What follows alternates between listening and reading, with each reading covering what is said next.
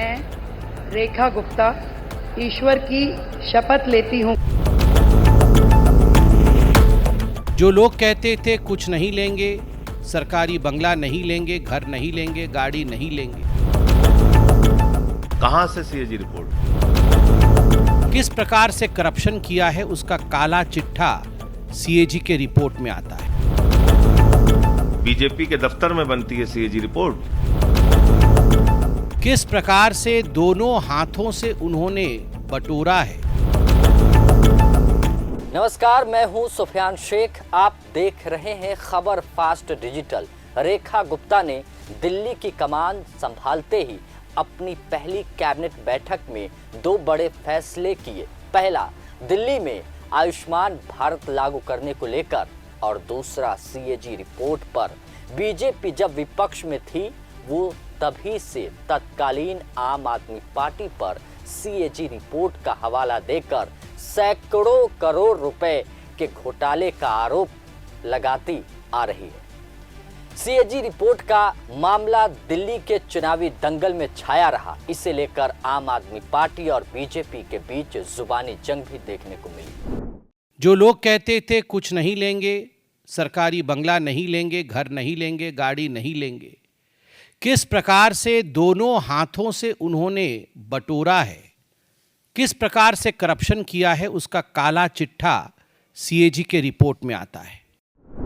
अब जब दिल्ली में बीजेपी सत्ता में है तो सीएम रेखा गुप्ता ने 24 फरवरी को विधानसभा का 3 दिवसीय विशेष सत्र बुलाया है, जिसमें नवनिर्वाचित विधायक शपथ लेंगे और साथ ही बीजेपी सरकार सदन में सीएजी रिपोर्ट को पेश कर सकती है। आखिर ये रिपोर्ट क्या है, क्यों बीजेपी काफी समय से इस रिपोर्ट को सार्वजनिक किए जाने की मांग करती आई है। सीएजी रिपोर्ट कहां है? उसकी कोई कॉपी है आपके पास? कहां से सीएजी रिपोर्ट? बीजेपी के दफ्तर में बनती है सीएजी रिपोर्ट। सीएजी रिपोर्ट है कहां? भाजपाई बौखला गए हैं, मानसिक रूप से विक्षिप्त हो गए हैं, चौराहे पे खड़े होकर कुछ भी चिल्ला रहे हैं। दरअसल बीजेपी सीएजी रिपोर्ट का हवाला देकर तब की दिल्ली सरकार पर घोटाले का गंभीर आरोप लगाती आई है। वहीं दूसरी तरफ आम आदमी पार्टी लगातार सीएजी रिपोर्ट की विश्वसनीयता पर ही सवाल खड़े करती रही है। भारतीय जनता पार्टी का आरोप है कि अरविंद केजरीवाल और उनकी सरकार शुरुआत से ही सीएजी रिपोर्ट को दबाने की कोशिश की है।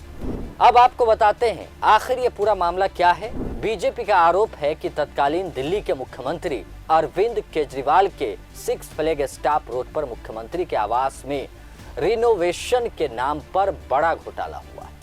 इस घर के रिनोवेशन के लिए 17 मार्च 2020 को पीडब्ल्यूडी ने एक प्रपोजल दिया, जिसमें कहा गया कि अरविंद केजरीवाल के मकान को रीमॉडलिंग करना होगा। आरोप है कि एक दिन के अंदर ही इस प्रपोजल को मान लिया गया। शुरुआत में इसकी एस्टिमेट कॉस्ट 7 करोड़ 61 लाख रुपए आके गई थी, लेकिन जब दिल्ली सरकार ने इसको लेकर टेंडर निकाला तो टेंडर की कॉस्ट 8 करोड़ 62 लाख रुपए निकाली गई। आरोप है कि 2022 में जो फाइनल पेमेंट दी गई वो 33 करोड़ 66 लाख रुपए थी। शीश महल तैयार हो गया। अब फाइनल पेमेंट कितना दिया गया? मैंने आपको कहा 7 करोड़ एस्टिमेशन, वो 62 लाख 61 लाख हम पॉइंट वाला छोड़ देते हैं। 7 करोड़ एस्टिमेशन, 8 करोड़ का टेंडर हुआ, और उसके बाद जो पेमेंट दी गई 2022 में वो है 33 करोड़ 66 लाख 66 लाख। कहाँ 7 लाख का एस्टिमेट, 7 करोड़ का एस्टिमेट, और कहाँ 33 करोड़ दिया गया है।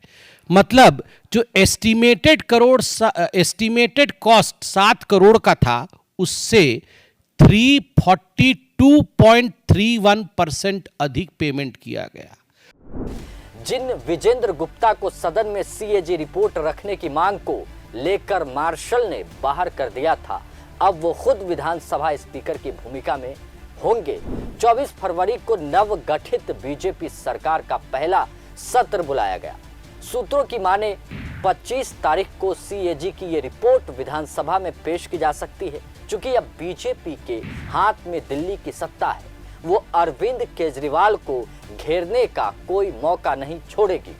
अब सवाल है कि अगर सीएजी की रिपोर्ट में आरोप सही साबित होता है तो केजरीवाल के खिलाफ वाकई कोई एक्शन लिया जाएगा? क्या आने वाले दिनों में केजरीवाल और आम आदमी पार्टी की मुश्किलें बढ़ने वाली है? खैर, ये तो आने वाला समय ही बताएगा। फिलहाल मोहम्मद सुफियान को दीजिए इजाजत। नमस्कार।